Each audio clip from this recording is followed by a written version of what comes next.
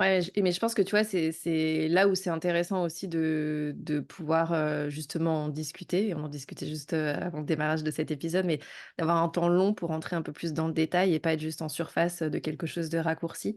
En effet, je connais aussi des entrepreneurs qui bossaient 3 ou 4 heures par jour et qui ont fait un burn-out. Et finalement, il y a aussi,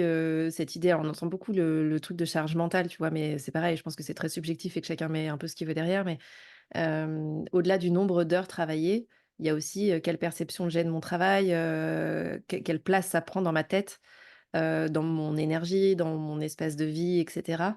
Et au-delà de ça, d'autres critères qui ne sont pas que, pro et tu l'as très bien expliqué dans toi, ton parcours et ce qui a fait que tu es arrivé aussi à ce point de rupture.